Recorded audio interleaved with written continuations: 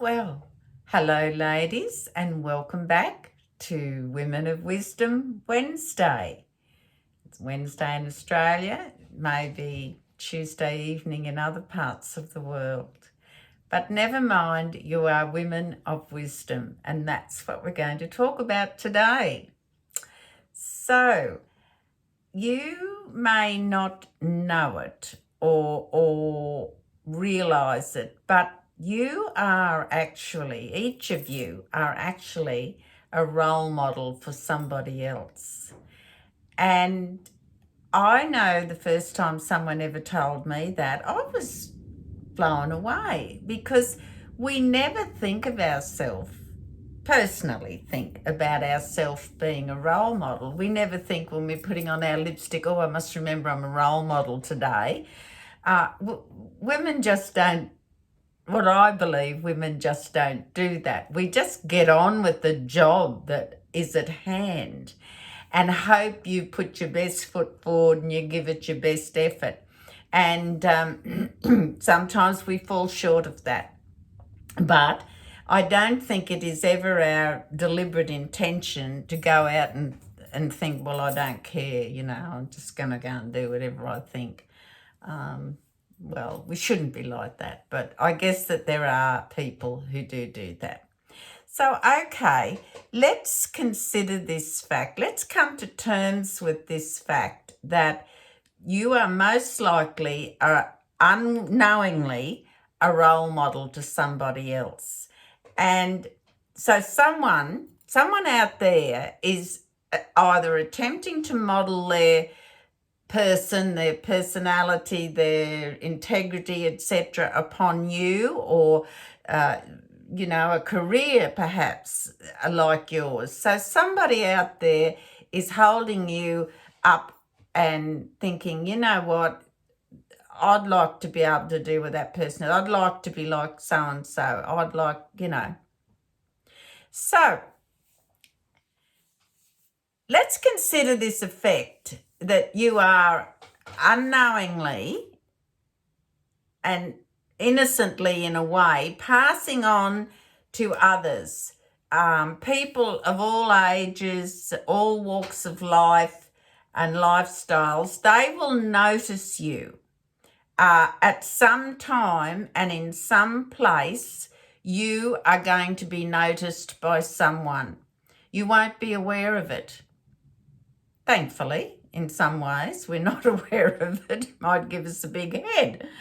But you go about your daily life seemingly, in your view, unnoticed. I just go about my business. Now, that's not a bad thing to think. But on the other hand, we must always remember that, we are like, everywhere we go now, we're seen. There's a record of everywhere we've been and what we're doing, apart from the fact that people see us and witness where we're at and what we're doing. There's surveillance videos everywhere you go. Just pardon me, there's a jet flying over. We're not that far in a straight line from Amberley Air Base, so just occasionally we get a bit of noisy jets. So think about how you value or note first impressions yourself. And I'm sure you will all be able to recall some instance where someone left a lasting impression on you. Maybe it was a very good impression and you thought, oh, wow. Or maybe it was, you weren't very impressed with it. But someone somehow has left an impression on you. And that's why we often call it a lasting impression.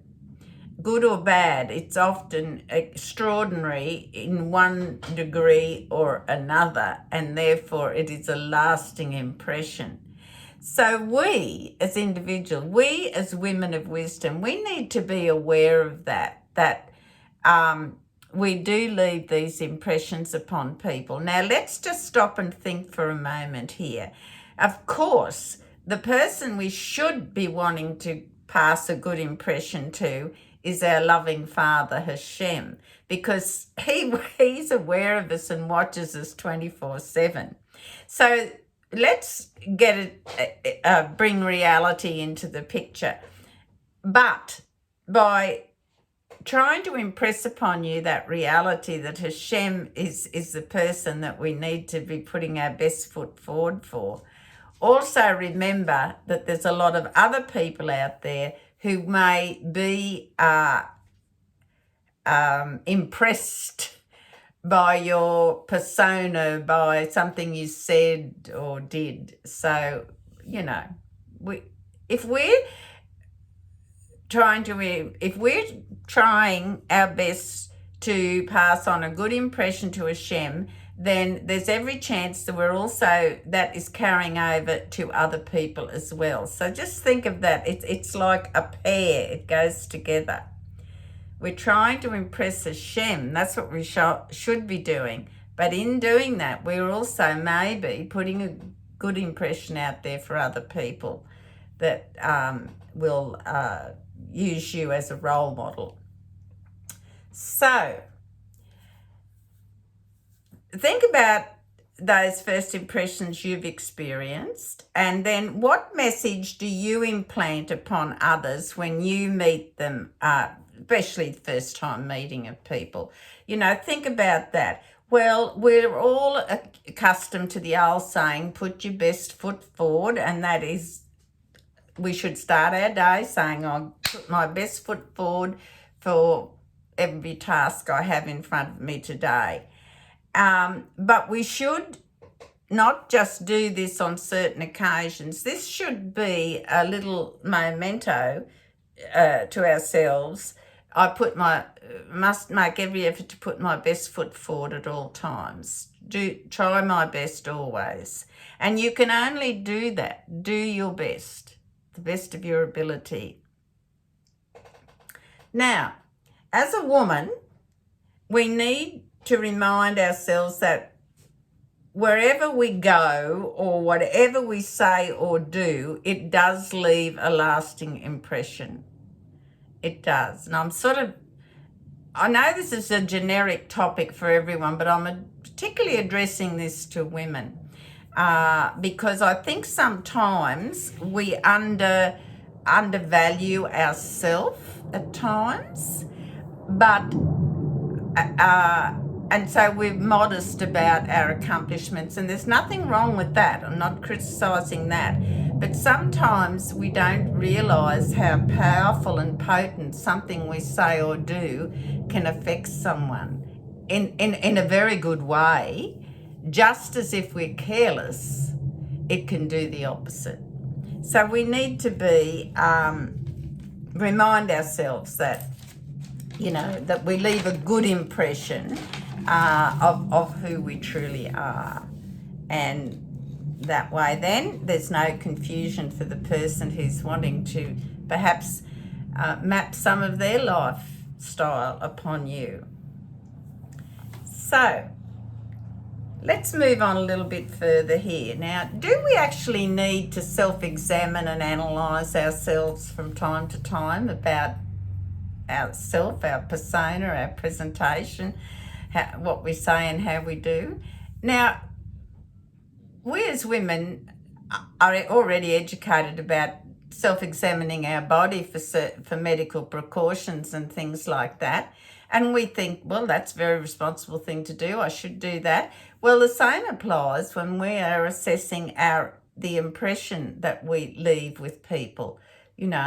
Are we a bit abrupt at times with people, or do we make an effort to be always smiling and nodding and making people feel comfortable about speaking with you, asking you questions, etc. So, do we examine ourselves about those things? And it's healthy to evaluate ourselves physically, but also mentally. And even in terms of if we have a career, we should be doing self-evaluation about that, or about our job, etc. That they are sensible things to do. And do I need to modify things in my life? Do I need to improve upon some things? Are there some things I'm a bit slack with? And I need to perhaps list some areas that I might need to review and look upon. And am I living? I guess what we could use as the yardstick here is, am I living a righteous life for a Gentile according to the 7 Noahide laws? Am I leading a righteous life? So let's just remind ourselves about what those 7 Noahide laws are.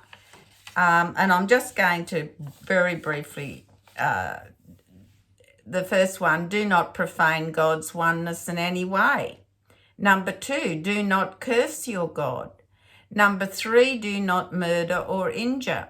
Number 4, do not steal or extort. Number 5, do not have forbidden relationships. Number 6, establish courts of law and ensure justice in our world. And number 7, do not eat the meat taken from a still living animal. So that's just very brief, the title of the 7 Noahide laws for those of you who may be watching for the first time, just to give you an idea how we map out and gauge living a righteous life. So we need to be aware that we use that as our yardstick on things we do, decisions we make, etc. There is also another wonderful old saying, and it was, I apologise, I can't quote the exact name, but it was a rabbi. It said, do unto others as you would have done unto you. That's basically it, not verbatim. But so in other words, treat others the way you would like to be treated. Make sure you give the impression that you'd like to see in someone else, what pleases you. So it doesn't mean we're losing our individuality, by no means. It just means that we often need to set some little guidelines up for ourselves and do some reviews, the same as you would review your budget. You would check on your children's progress at school. We all have little areas where we have to evaluate things and say, okay, how's that going? Do I need to improve upon it? It's a good thing to do, because often you find out some things that please you. It's not all doom and gloom. So, now there's something else I want to remind women especially about here. And again, it's another old saying, and I don't know whoever came up with it, but it's been around for many years, and I'm sure a lot of you have heard it. And it says, and we should remember it and understand it, that the hand that rocks the cradle rules the world. You take that away and think about it. Think about what power we as women, mothers, sisters, aunts, grandmothers, granddaughters, whatever, what strength and power and responsibility we hold and can execute just because we have that ability. The hand that rocks the cradle rules the world. So women of wisdom, we know things and make great role models, but no matter who we are or what we say, we actually leave behind a lasting impression with people. So my closing advice would be, as women of wisdom, make sure we leave a good impression behind, or an improved impression as compared to the last one we left. So think before we say something, Sometimes it is far better to remain silent than to say anything. We don't have to add context to things that perhaps are not the domain that we should be entering into. So just use our wisdom. And if it doesn't feel right, don't say or do it. But just remember, someone is role modelling their life upon you, and that is an awesome responsibility, and one I think that we need to remind ourselves about quite frequently. In the meantime, ladies, thank you for watching these videos. Thank you for subscribing to my channel, and please take care, and God bless.